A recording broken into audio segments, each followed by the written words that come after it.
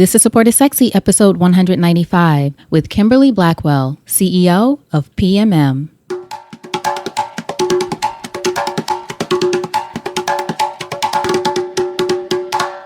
Welcome to Support is Sexy. I'm your host, Elayne Fluker, entrepreneur, author, and founder of Chic Rebellion Media. 5 days a week, Monday through Friday, I interview inspiring women entrepreneurs who share their wins and their lessons to help you take your business and your life to the next level and create something sexy. Here we go.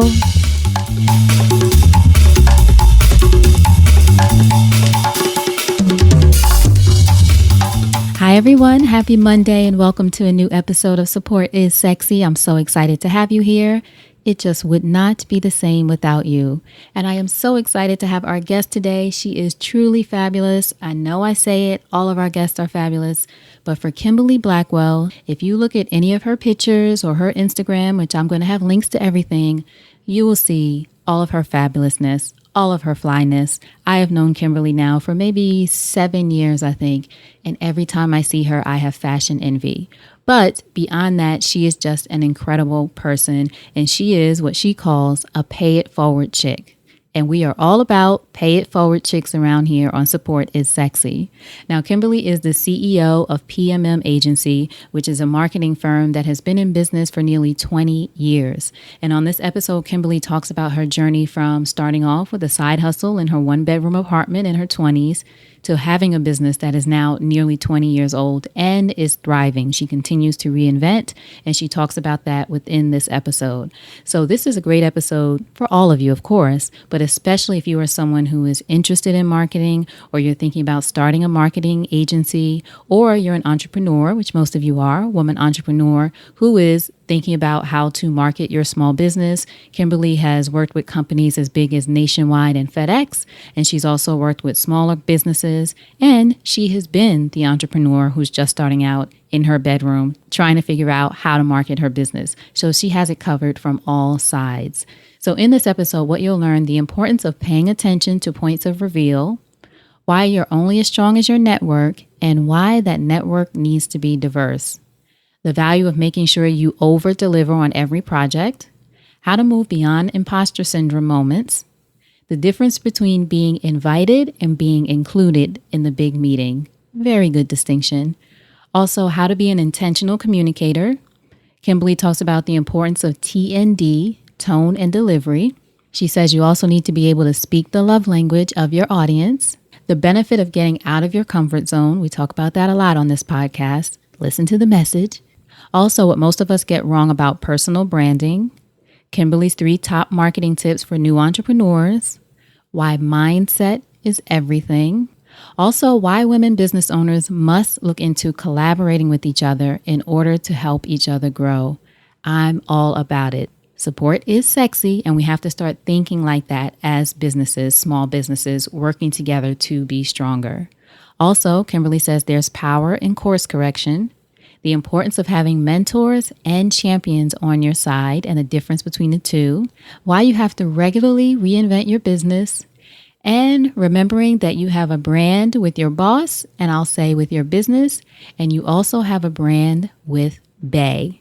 So I know you're going to love this episode. Great information, tons of resources. So be sure to go to supportissexypodcast.com and search Kimberly in the search box. Her episode will come up and you'll see all the links to the resources, a great study that she mentions on Black women entrepreneurs, and tons of other great info for women entrepreneurs in general. So make sure to go to supportissexypodcast.com so you can get all of that information. All right. So now, without further ado, the fabulous Kimberly Blackwell. So Kimberly, thank you so much for joining me for an episode of Support is Sexy. You know, I'm thrilled to have you. Oh, well, you know, it's always great to speak with you. I'm so proud of you and glad to share with you today. Thank you so much. So first question, when did you first fall in love with entrepreneurship? Oh, wow. So interestingly, I never thought that I would be working for myself and in a way that was kind of, you know, from a full-time investment. I started my business, and I say, from a side hustle. Now, my side hustle has become my main hustle. But it was about 1999 when I formed PMM Agency. And it was really at the suggestion and recommendation of a friend who was an attorney who said, hey, you're having all these people come to you for marketing strategies. If they're paying you, you don't want to be paid off your social security number. You might want to set yourself up as an entity. And so really it was more so of an additional stream of revenue for me. I was working at the time in marketing, but not in a way in which, I was doing it for myself full time. So I think, I've always had entrepreneurial skills, but it wasn't until maybe about 3-4 years into my side hustle that I took the leap of faith and said, you know what, I'm going to try this as my main hustle. And when you started at first, just sort of taking on clients, as you said, for your side hustle, you were in your early 20s, right? Yeah, absolutely. So I tell the story, early 20s, 1-bedroom, 600 square foot apartment. And again, for me, I didn't know what I didn't know. So, from a point of risk tolerance, I think that that's something that's evolved over the years. But really, it was about doing something that I, believed I was good at. Believed that there was a demand in the marketplace, and people had kind of shown me that there was a value in the services that I could provide. And how are you meeting these people who became your side hustle clients? Was it through the work that you were already doing and they sort of saw something in you, which I wouldn't be surprised? Well, for me, I think, I've always been a people person. And again, that kind of goes back to that whole where I think there were some budding traits that I never really recognized. So I've always been a good networker. And I'm often one that says, your network can determine your net worth. And so, really, I try to tell people when I'm talking with them, sometimes you are only as strong as your networks. And so deliberately and sometimes indirectly, I've always been one who has engaged with people. And so that's even when I'm sitting on an airplane and definitely would prefer going to sleep. I've actually had business result from just talking to people. So, I have an affinity and a passion for people. And I think that that's what's allowed me to kind of make connections. Now, you grew up in Ohio, right? Yeah, OHIO. Now, what was a young Kimberly like growing up in Ohio? In Columbus is where you grew up? So you know what? I'm actually from Cincinnati. Okay. I reside now. Our headquarters are in Columbus, Ohio. But, coming from Cincy, if I had to look at a younger self, I would say I've always been very competitive. I did play sports in high school. My mother was an educator, so there was zero tolerance for anything other than education as a priority. Going back to my people skills, our house too was the house where everybody came after school. So, it was very social, and, I think for as much as I'm kind of describing myself as outgoing, I also still had points of, what I would say my introvert behaviors. And so even in my world now where I live in an on-air kind of industry, I've always been very much reflective, very driven. I went to Syracuse University, my freshman year, I pledged. And so I think, and that was not common, but I say that in a form of humility, but just to kind of give an example of how I guess I have always kind of stood out as something different, and I'm very grateful for that. I believe that, I live a very blessed life. I believe, truly that it's by his favor that I've had, these kinds of successes. But I don't rest on any laurels. And, I really hold high to whom much is given, much is required. And so I'm a big pay it forward kind of chick. Yes, you are. Now, you mentioned that you are an introvert or have introvert tendencies, as they say. Do you think that doing things like playing, what sport did you play when you were younger? So I was volleyball, basketball. And Okay. I was probably better in basketball than volleyball. Okay. Do you think playing sports and things like that sort of helped you be more outgoing, or what do you think it Yeah, was? yeah, absolutely. I think, particularly with both of those sports, they're team oriented. Mm-hmm. So, early on, I was exposed to the value in working with others. And, even as I mentioned, having pledged Alpha Kappa Alpha sorority, Mm-hmm. there's you you were taught early on that I, me, my, these are words that do not shine, and so for me, you can do well and excel as an individual, but you get so much further when you look to forms of collaboration and really kind of ways in which you link up with others to help advance a cause. What would you say were some of your greatest influences growing up? My parents very much look up to them from a business perspective. My uncle, the late Ross Love, was the first Black head of advertising at Procter and Gamble. So, from a marketer's lens, I was able to see an African American in an industry that I knew that was a passion point for me. Excel to the point to where once he left Procter, he went into entrepreneurship. He, my dad, and three other African American couples formed an entity and got into radio broadcasting. They built the second largest African American radio broadcasting platform, second to Kathy Hughes and Radio One.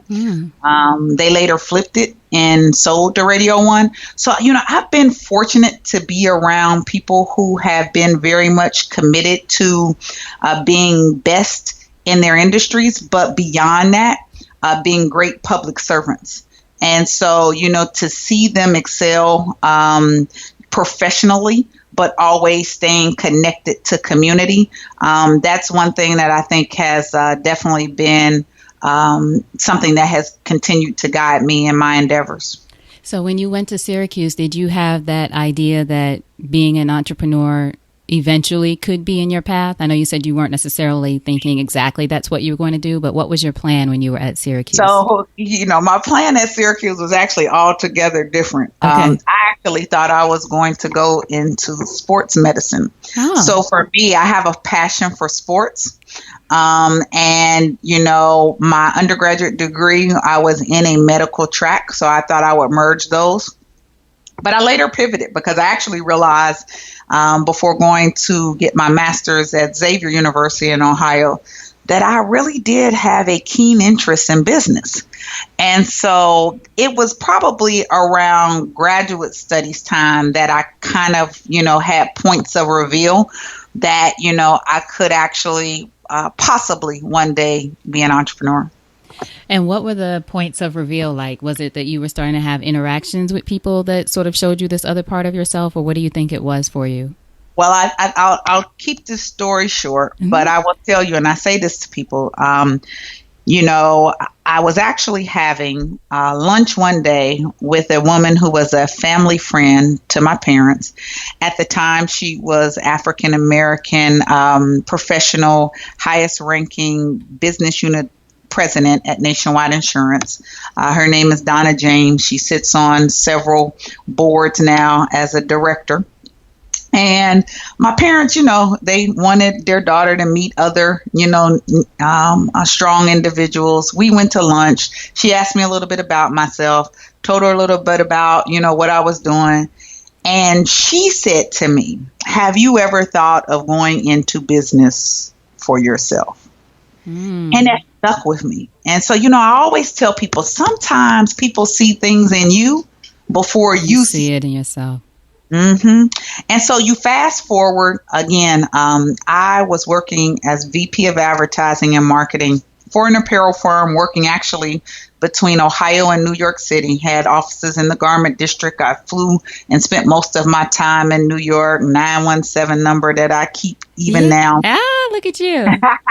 I knew that would be a collector's It item. is a collector's item, exactly. So with that, though, really just kind of, kept revisiting that conversation, and got to a point where, I can remember, being in that apartment that I mentioned earlier, saying, am I going to do this? And I will tell you that I remember making calls to folks saying, I'm going to try this and don't know where it's going to take me, but let's see what happens. And, again, going back to your network, I was doing small projects for people here and there, and came across an individual, Black female, who was a member of Alpha Kappa Alpha. We did not know one another at all. Mm-hmm. And she was, at the event that I was working on with a former client. Struck up a conversation. She worked at Toyota. And she said, I'd be willing to give you some smaller projects if you thought that you could handle it. And so for me, one big thing that I even rest upon now is that, when people take a risk and a chance on me, I am going to over deliver. Right. And when she took that chance, and she didn't, because remember, I'm a one-man band at the time, Mm-hmm. It really actually opened up a lot of doors, because then she was able to say, and that corporate community is very small in the sense of when they identify suppliers, who have the capabilities of performance, that just probably became the Kickstarter into, where I am now, and having that cascade into several other corporations that we represent. I'm proud to say that we still work with proudly Toyota, and have a host of other Fortune 100 organizations that we support through the areas of brand management and inclusion. Thank you for sharing that story. I think a couple of things I want to ask you about from it. But one, I think it's important to mention, too, just in the few examples that you've given us already, it has been other women. I'm sure there were some men along the way, too, who have, who have poured into you in whatever kind of way, whether that's giving you a chance or noticing something in you and saying, have you ever thought about business? So I think for everyone listening to kind of remember that, too, if you see someone, if you're on the other side and you see someone who could use some kind of opening or opportunity, or just even an acknowledgement of, I see something in you that you might not see in yourself. Look how powerful it is just in your example all these years later. It is. And I say this, again, that's why it's so important for me to operate under those same guiding principles, Mm-hmm. And, you mentioned one thing, and as much as I've talked about kind of the African American women who have been very supportive, and their support is sexy models, I do want to say that it is equally important too, to diversify your networks. Yes. And so I have had other opportunities where there have been white males who have, opened up the door for me at corporations. Opportunity does not come in any one shape or form as absolute. But what does drive that is what you can control. And a lot of that, it's really around performance. People can like me all they want, but if I'm not going to perform, meet, if not exceed expectations, it makes for a weaker case for support. Right. And so my big thing is really focusing on the performance currency and capital that, I try to make sure that my team delivers. Because when reviews come up, I want people to look back and say, without a doubt, PMM has overperformed. And I think often to, the great Melody Hobson, over president at Ariel Investments. Mm-hmm. And she, so wisely says, invite people into your life who don't look like or act like you, you Right. know. And even with that, it leads us into another area of conversation because, oftentimes that's where you'll find not just your opportunity, but they'll challenge you, and I think that's in a way in which we really push growth, because I tell people all the time, I bring no value to you as an agency if I'm a yes man agency. Right.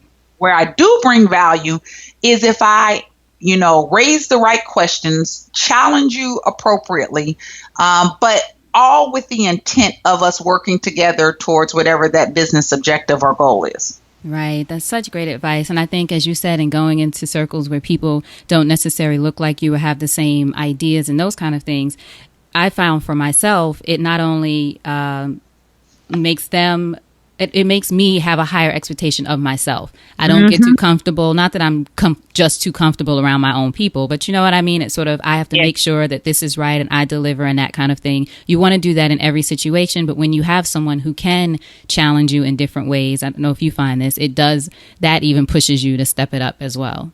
Yeah. And I think where I am in my continuous learning curve is that really those are the people where I want to spend the majority of my time. Mm-hmm. I have friends and so forth. We kick it, whatever. But when it comes to the things in which I'm trying to continue to grow in, I run my business. I have multiple business units within PMM. I serve on boards, and that in itself has also allowed another form of growth. That whole governance lens has really forced me to learn about even my business in a different way. And what I tell people too is come out of your comfort zones and position yourself in place that kind of give you that sense of, discomfort. Right. Because what it does is it kind of forces you to think about things differently, communicate more effectively. And then again, takes you into other places in which, hopefully you are seeing them as growth opportunities. Now, in those spaces and in the early days of your business, did you ever encounter imposter syndrome? And I know that I asked that because I know that's a reason sometimes people don't go into these other spaces where they feel uncomfortable, whether it's people who look different than them or people who they feel are so far ahead of them. Whereas I think that's where I thrive. I want to be in a place where I'm like, what am I doing here? How am I going to make this happen? Yeah. But did you ever encounter that? And how did you handle it, if so? Yeah, I will tell you, that's probably, I spend my time and often now in those areas. And to your point, Elayne, it's actually very, as much as I'm a marketer, I truly enjoy problem solving, Mm-hmm. So for me, when I'm in rooms, whether it's the boardroom, whether it's in rooms with colleagues, and I find myself in imposter syndrome moments, what I'm clearly trying to do is to, one, be my authentic self. Right. Okay. Because that's very important because, regardless to where I am, I know whose I am, and I want to make sure that comes across clearly. But also, I'm trying to really kind of look at it as an opportunity to kind of navigate my way through what can sometimes be, perceived landmines. But I'm always of the mindset that, you know what, I got this, Mm-hmm. So, again, I'm a minority female business enterprise, I'm constantly, being questioned around, performance, capabilities, capacity, and I'm okay with that. Mm-hmm. I actually, where some people are more offended, to me, it just gives me that much more of an opportunity to present my value proposition and really present myself in knowing that, I deserve to be here. I tell people all the time, there's a difference between being invited and included, Mm-hmm. And so for me, it's not just getting the invitation. It's how am I really bringing value from an inclusive point of leadership? And there's a meeting before the meeting. There's a call before that meeting. I always try to look at it as, was I a participant in that call or that meeting before the meeting? And or if I wasn't able to make a meeting, I like for people to come and have that conversation point thereafter to say, man, we really wish you had been at the meeting today. Right. Right. That's when and that you're at least providing some perception in the sense of value. And really that's, you can only really demonstrate that through performance. One of the things that you mentioned too earlier, just to go back to for a second, this idea that sometimes it has been white men who have created opportunities or opened the door for an opportunity for you. I think that's important to say too to anyone who's listening who might be whether white or an executive or in a position of power. One of the conversations I had with this woman recently, a white woman, we were talking about diversity in supplier diversity. And I told her that the thing I see it as is holding space for other people. Holding space for, I like that. Yeah, and she totally got it because they were starting a new program around diversity. And I said, like you mentioned with the males or the men who have made space for you. That's the thing. It's holding space for people. So to ask you in those spaces, though, when you're having these conversations, because communication seems to be very much a huge key to your success, what do you advise, I should say, that people sort of tap into when they're trying to figure out how to communicate about either themselves or their businesses, especially if they might be like you, have parts of you that are an introvert? And I know I'm putting you on the spot, but it seems to be something you're very good at. So let me tell you, even before you get into the room, right? Remember, whether we like it or not, we each are a brand. And that brand follows us at work, at home, at church, with family, with friends. And so, you're going in already with some form of impression. Now, your job is to really kind of underscore, for yourself, how you want that brand to be perceived. And so what I mean by that is, to your point around communication, I'm very intentional about, when I go into a meeting, what are the 5 things that I want to accomplish in the meeting? What are the things that are within my control that I can accomplish? Because that way, by the end of that meeting, I should have checked all of those boxes. It's a great use of my time, because time is so, it's such a commodity now, and we can't get it back. We don't have enough of it. So any time that you're with someone, you should be working against whatever objectives and how you spend your time, and that may be personal time as well. I think, the brand part, I'm often saying brand is the new black. Right. Because it really is around, how those perceptions and platforms, really result in the power of your brand. And so, when I get in a room, what I hope happens before I'm there is that my brand as a strong communicator, overachiever, my clients will tell you nobody works harder than, Kim. They know that, I'm working on my work-life balance, Elayne, but it's probably not skewed too well. But I love what I do. But to that point, I'm going in, even in an introvert way, knowing you have to go in to beast mode. Right. So, call it an Academy Award winning performance. But when I enter, I'm in a whole nother mindset. Beyonce refers Sasha Fierce, I go into my whole other mode of who I am as a professional and business leader. And really, when I'm in the zone, that introvert stuff kind of goes away. So it's almost really, 1, being very clear around your objectives, 2, being very concise in your communication. And then, the other thing I tell people is, in my office, I talk about T&D, and that's tone and delivery, because you can say something 5 different ways. But if you didn't really strike the right tone and delivery, it can be perceived 20 different ways, right. So you need to know your audience, speak the love language of your audience, And that's something that, we have to become very well versed in understanding who are our audiences, Right. and what impressions we leave from those opportunities. Now, as you mentioned there, branding, I know, is something that you speak about often, either on panels and events and as a keynote speaker. What would you say you think people get wrong about personal branding, or they misunderstand? So, really, to me, your brand is really driven by, your behaviors. And I think a lot of people think that their behaviors are perceived a certain way, where your brand might be defined by your work performance. Your brand could be defined by your reputation. Your brand could be defined by your attitude.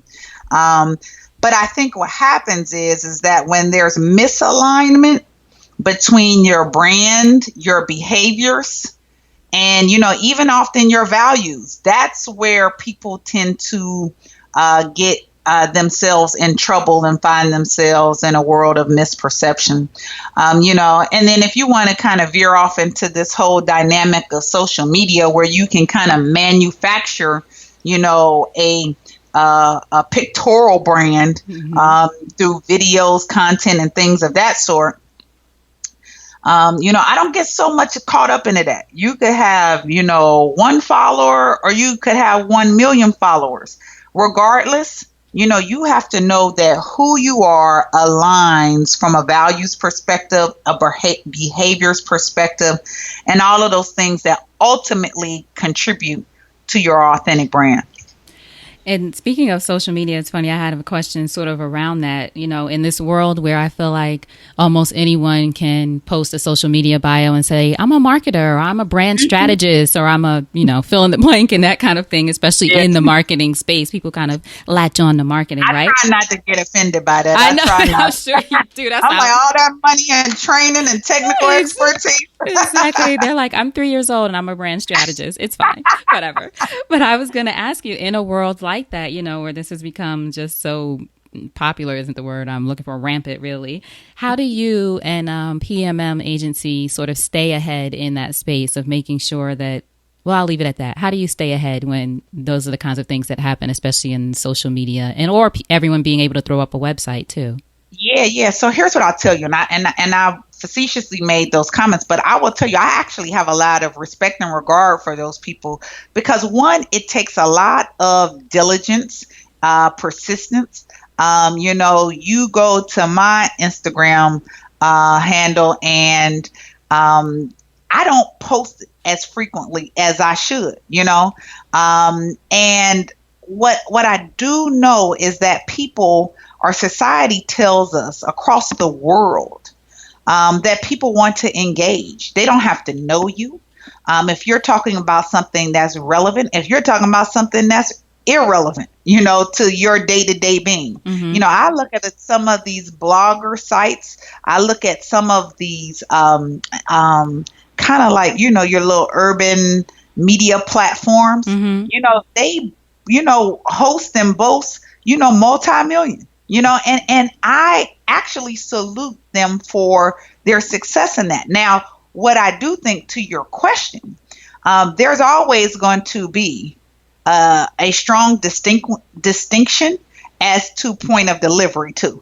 So you can get out there and say all that stuff, but somebody drop a project in your lap and you can't really peel back the onion from a point of technical expertise, strategic platforms, channels of execution, integration across the business enterprise, then it'll show itself. You know what I mean? So I don't worry about competing in a world of, social platforms. I worry more about, how do we drive a value proposition through past performance, through innovation, through strong talent, and through problem solving. And so when we're given those opportunities, whether it's through RFP or through, just referral business, I'm more concerned about that than I'm concerned about followers. Excellent. I hear that. Now, your firm manages Fortune 100 companies and your influencer clientele. I know you have a great clientele. What advice would you say you have for new entrepreneurs, though, new or smaller businesses that don't necessarily have big budgets, but have marketing needs or needs for a marketing strategy? What would you say if you thought about, say, your 3 tips for things that entrepreneurs, like our women entrepreneurs listening, should be thinking about? Okay, so couple things, because what it does is it forces me. I mean, I can tell you because that was me. Mm-hmm. I've always operated from a point of professionalism and integrity. I think to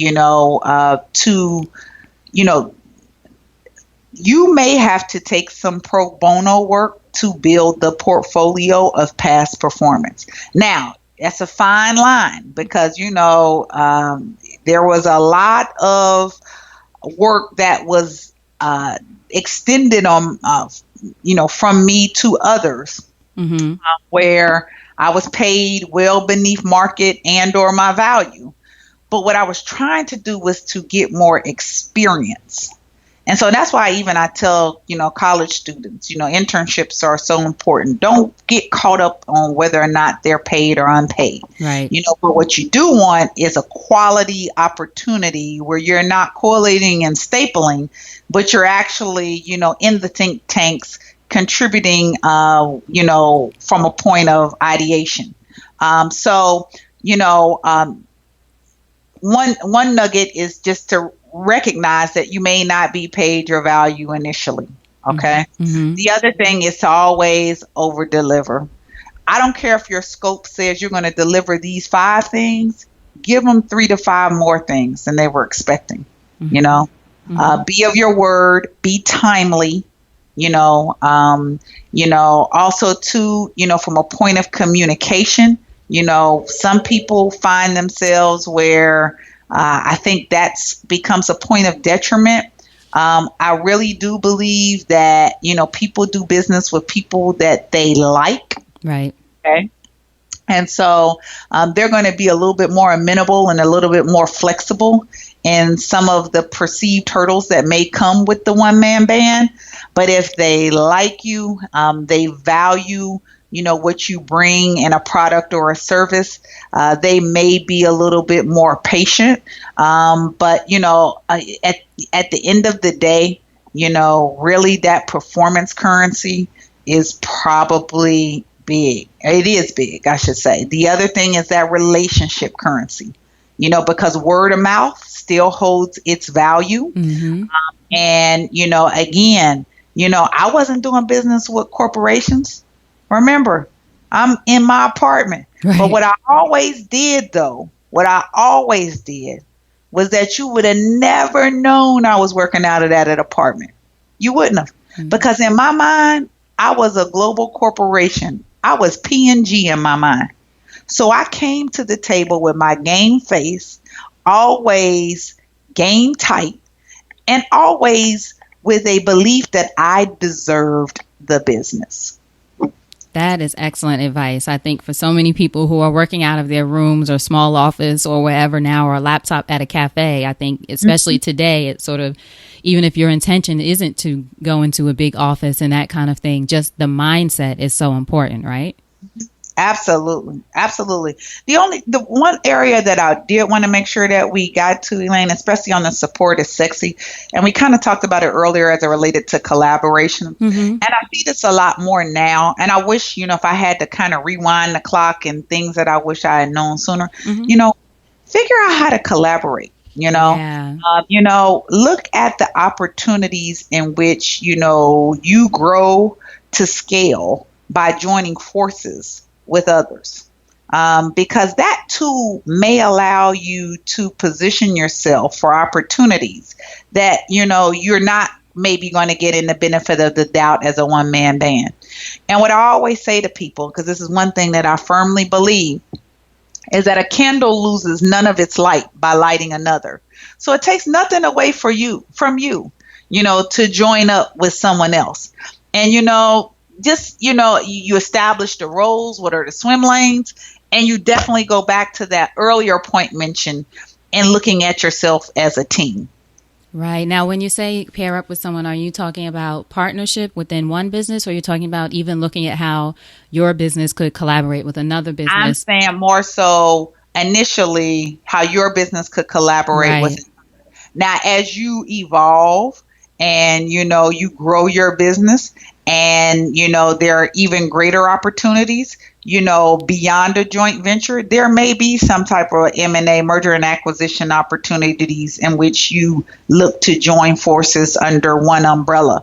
But for, the folks who are kind of solopreneurs or micropreneurs in the in the sense of where they are now, there is nothing wrong, and I actually view it as a strength in seeing that there are strength in numbers. So true. And I think, too, in looking at other firms that you may know of might be able to provide a specific specialty. If someone's great, their firm is great at marketing and you're great at content and someone else. That's social. right. And you hit it spot on. You hit it spot on because here's the thing. You are not going to be great in all things. Right. I know what we are very good at. I know where we can be better. But if there's an RFP out there and it's a corporation looking for X, and I know that maybe we do need to bring someone in either as a sub or, partner within the pitch, then I'm going to position myself as the best candidate by linking up and joining forces.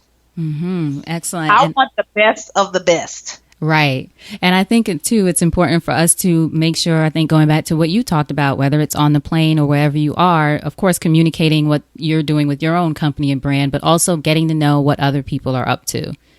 Yeah. And I think, as you, grow as an entrepreneur, you have to kind of understand, that there is power within you, And, when I always think about, what are some of the things that I go to as to what it is that I control, I control, the power of two letters, N-O, Right. And I think what we have to also do in looking at time management, because your business venture will occupy a great deal of your time, Right. You have to get very succinct and very strong in those two letters. You cannot do everything. Right. You have to know and understand that there is power in course correction. You go down around the wrong path, you have the power to course correct. And it's okay. Right. That's Fail the thing. fast. Sometimes we keep going, what is it? Exactly. Throwing bad money after good or good money after bad. Yeah, exactly. Good money after bad and not really, knowing when to fold them, Right. Mm-hmm. And it's okay because everything that I've had, in this journey has always been looked upon by me as what we call at PMM, a TM, a teachable moment, Mm-hmm. I'm going to find a message in the mess, Right. And so for me, it's really kind of using that as, a point of inform and a point of direction in how I move forward. Excellent. Well, thank you so much for saying yes to me today. I'm so happy to talk to you. You're very welcome. I really was looking forward to this call. I could not wait, especially with the title. I mean, to me, support is sexy. It really is. And I love the way that you have used this as a platform to be encouraging and motivating to others. I'm at a point now where I am really focused on, success, but I'm also equally focused on significance. Yes. And so for me, support is sexy is all about significance. Excellent. Thank you so much. Now, just a few more questions. One of the quotes that I love from you that I saw in a video that you did, you said you have a brand with your boss and you have a brand with your bae. I love that. That was my favorite quote. You know what? And that is one that is going to haunt me for the rest of my life. I love it. But it is so true. You know what I mean? And I think it resonated, as women, we Right. want to be all things. And sometimes, we want to be the grandiose CEO. But the reality of it is that, again, with Bay, you have a brand too, So, what would you say is the Kimberly Blackwell brand? Whoa. What is my brand? Okay, so first and foremost, what I think most people would say is that as stern as I am in business, and I'm pretty, stern and solid there, I am very much one and as a woman of faith, because I truly know being a CEO can be a very lonely position, and I tell people your challenges don't disappear, they just change. And so, when you're initially starting off and you begin to take on your first employee and you worried about can you make payroll, but then you get into that spot where you're sound and that maybe isn't a worry. There are other things that come as new points of concern, but through it all, my faith has sustained me. And I'm very grateful for that. The other part of my brand is I think people would say I'm very driven.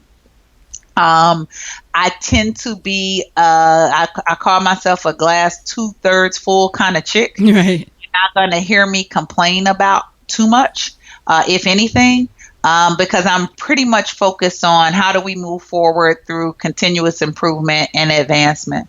I am still, I mentioned earlier, is in my athletic days, a competitor. And so I'm highly competitive. I mean, we do a lot of things in my office around team building, and, our holiday bowl is pretty big, and I want to win. Make no mistake about it.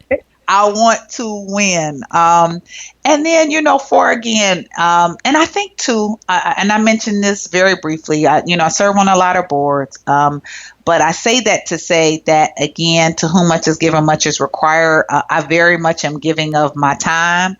I'm blessed to be in a position to give of, some financial resources.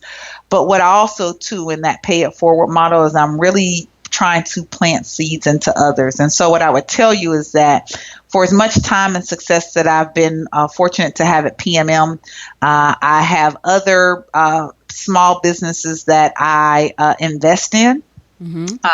I'm very, very proud of a young lady here who is from Haiti, lives in the States. Her name is Azed Jean-Pierre. She's a designer. She is a rising star, Forbes 30 under 30, featured in Vogue, has dressed the former First Lady Michelle Obama. And so for me, when I see folks who I believe who are in their passion and in their purpose, but go back to the point that I made earlier, where I may see something in them that they don't clearly see yet in themselves, then I am going to boss up and support. I love it. Now, Azed, what's her? I'll get her website or something from you. Yeah. So I'll make sure we link to it. Oh, that'd be great. Absolutely. Be great. Yeah. And again, those are the types of things I'm getting more into, investments into storytelling. I think I've always been one as a strong writer. And so where I hopefully see myself as we continue to pivot in our world at PMM Media is in the world of the creative space and production, and helping people who have great stories see that come to the larger and small screens. Excellent. Well, if there's anything I can do to support you, I'm here. I live for everything that you're doing. No, I will cash that in on you. Exactly. Now, Kimberly, you didn't tell us about your Bay brand. Is that just for Bay? Say it again. I'm sorry. I say you didn't tell us about your Bay brand. Is that just for Bay? Oh, my Bay brand. Oh, wow. So my Bay brand is that I would hope that it would be that I'm a very big giver in the sense of support, very encouraging. I realize how important our men need to be lifted. So I celebrate a lot. Now, on the downside, my brand might be that I work too much. So Right. I'm working on that. I I'm was going to working on ask that. you that. I just interviewed a matchmaker. They have a business here in Georgia, one-on-one matchmaking in Atlanta. And one of the things she said, the most difficult part with CEOs or powerful women who are looking to be matched with someone is being able to take off that CEO hat sometimes. Yeah, So, well, you know what? And I have some very good, we didn't get much into it, but I have been very blessed to have had some strong mentors and mhm. champions. And I say mentors are the folks that you can go to, kind of give the good, the bad, and the ugly. Right. Champions are the folks who are working on your behalf, seen and unseen. They're Hmm. carrying your name into places you have had no idea. And that's been very much evidenced by business opportunities for me, board seats for me, and very thankful for that. But going back to the point of strong mentors, and especially those female ones who have been very successful in their careers, they have coached and counseled that it is very important when dealing with our men that we take those caps off and Hmm. understand that this is not PMM agency. You are not at work, so Right. you need to come and check that at the door. Right. One of the things that the woman I talked to today says, he wants to love you, not hire you. I was That's like, right. oh, That's that's a good good, one. right? I was like, That's a good that's one. That good, is a right? great one. That is a great one. As a Yeah. matter of fact, I might repeat that Yeah, tonight. that's a good one, right? Exactly. That's a good one. Now, what would you say, Kimberly, entrepreneurship has taught you about yourself as a woman? Ooh, um, hashtag stay ready. Right. And I think that readiness is important, but I also think that resilience is important. Mm. Sometimes I look back into circumstances and situations that, I've managed my way through. And it really kind of reminds me that of my strength. And, that doesn't mean that I don't have bad days. But what I can tell you is that my good days outweigh in multiplier fashion my bad days. Hmm. Um, and, the point of being a female business owner, women's business owner, it really has taught me, that there is a lot of reward in the gift of giving. And what I mean by that, and especially as it relates to people, I'm able to employ, I'm able to give subcontracts to other minority and women and small business enterprises. Hmm. I have seen young people come into my organization as interns, get hired, buy their first home, have children.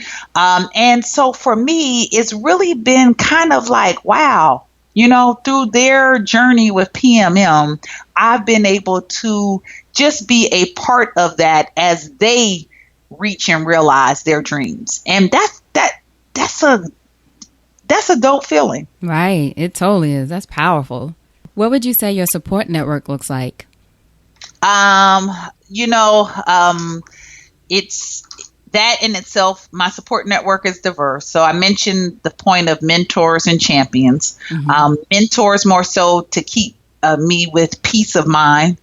Champions as it relates to creating those opportunities in business and in governance. My family. They keep me grounded, and friends, they keep me very grounded. My team, here at PMM. And, for me, I tell people I have, from a talent perspective, good people who are great in what they do, but they are great people. And, the soft skills are very important. Hmm. You can, from an employer perspective, people show up well on paper, but, there's some things that you just can't catch on paper. Um, we are very much like family to some degree in the sense of, everyone seems to be on one accord. Doesn't mean that, it's a perfect mix. But what it is a sense of operating across a guiding force that unifies us. Mm-hmm. Everybody's on the same page with what the win looks like. And what I also try to tell people is that, when I'm in, the culture is very important in what you set for your organization. Because to me, you don't have to be a boss or a manager to lead, You can lead from every band within the organization. And then also, too, really kind of understanding that your voice matters.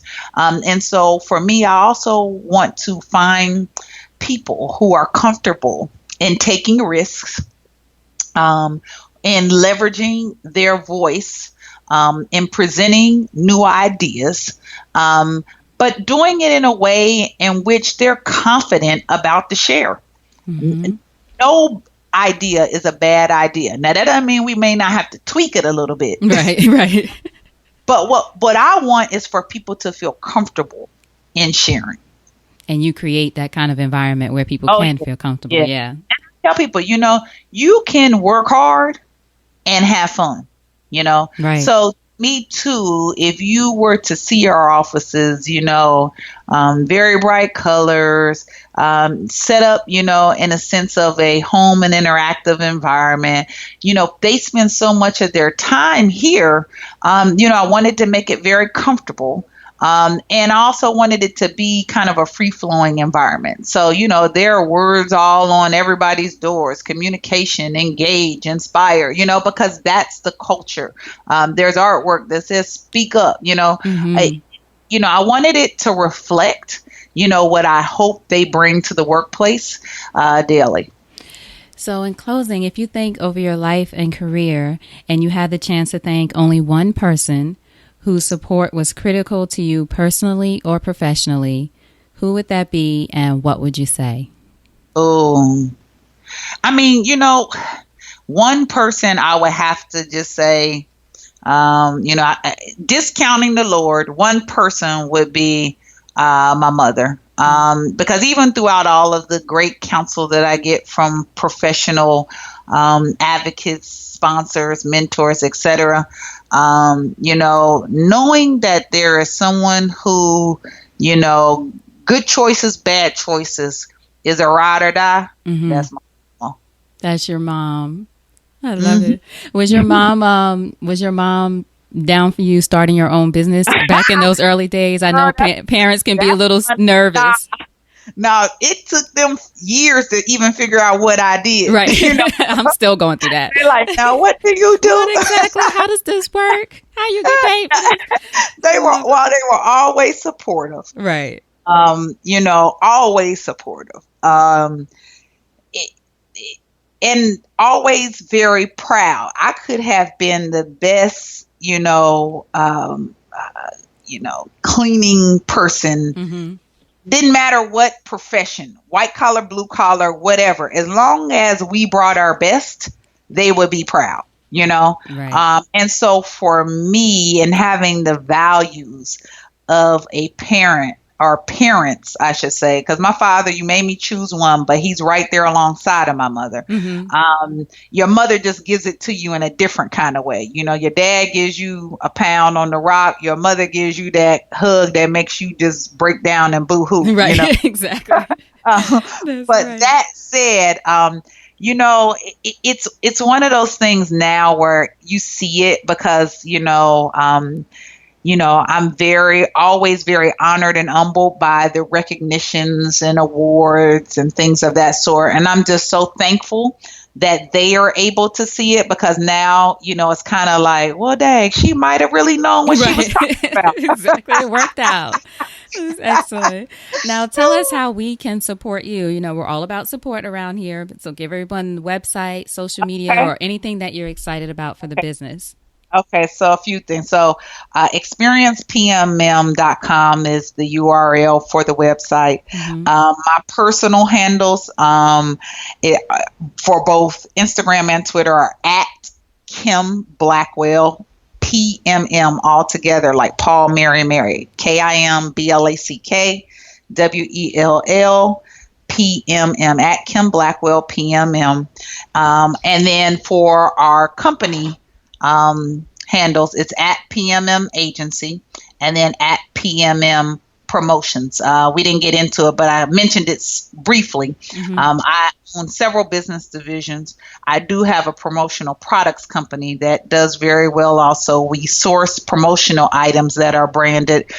Through all of my companies, our tagline is that we are all things brand, because whether it's through products and or services, we're always thinking strategically about the presentation of brand in the marketplace. Oh, that's great. Now, is this brands that are for your particular clients, or are these PMM brands on their own? So like if Nationwide, Toyota, FedEx, all of them are clients, and they wanted mugs, USBs, apparel, journals. We can source them as a promotional products division and supplier. Outside of the professional service division of PMM Agency, which functions as a full service marketing and communication advertising firm. Excellent. So this was another way for you to provide value to your clients. Yeah, and that's what I'll tell you, for me, what was happening was that there are some other great agencies in the marketplace, and we can't all get into certain organizations. And so in some ways they would say, hey, Kim, we already have somebody in this spot for now.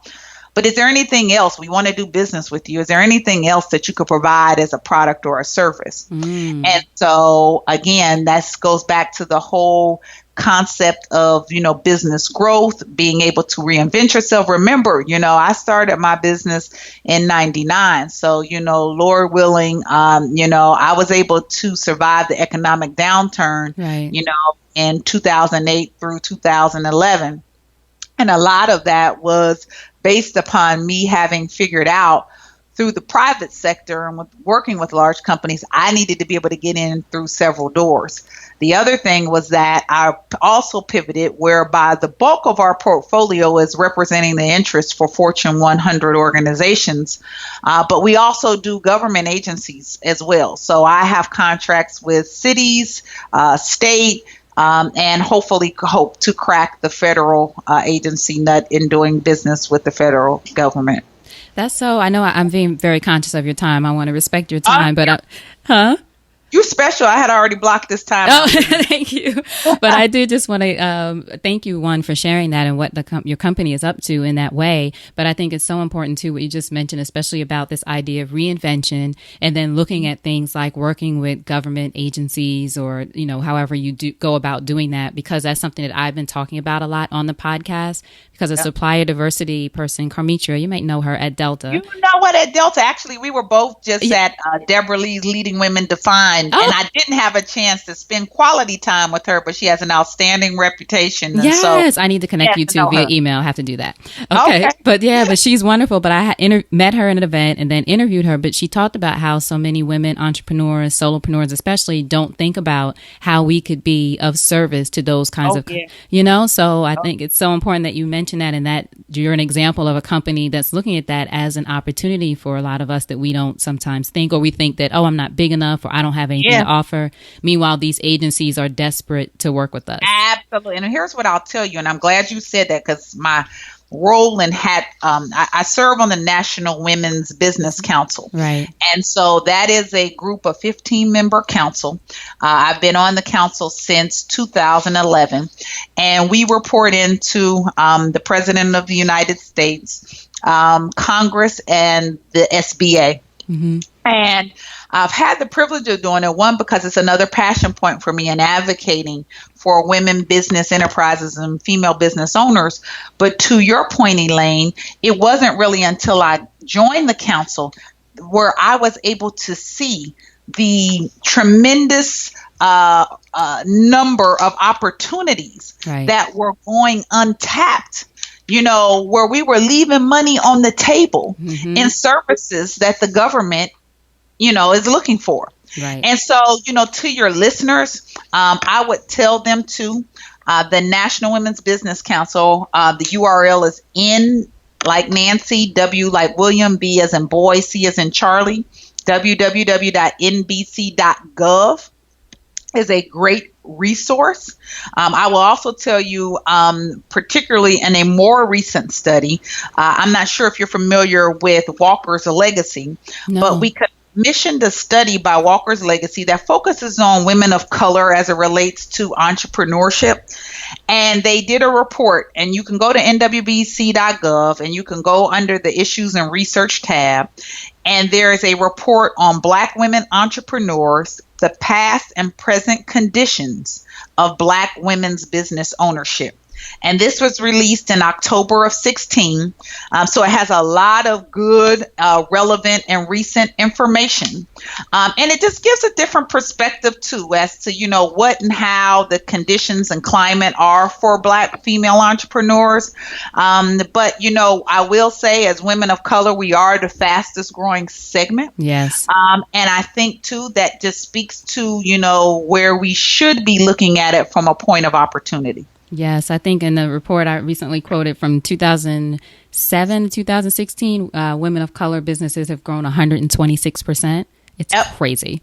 Yep. Yeah. And women-owned businesses overall are on the rise. Great. I'm so glad you mentioned that we asked about that. I'm going to make sure I link to everything. I absolutely will find that study as well. That's fantastic. I appreciate that. Absolutely. Thank you so much. Kimberly, you're wonderful. You already know. Well, I feel the same way about you and more. Thank you. And before you go, just a parting piece of advice from you to our listeners about anything.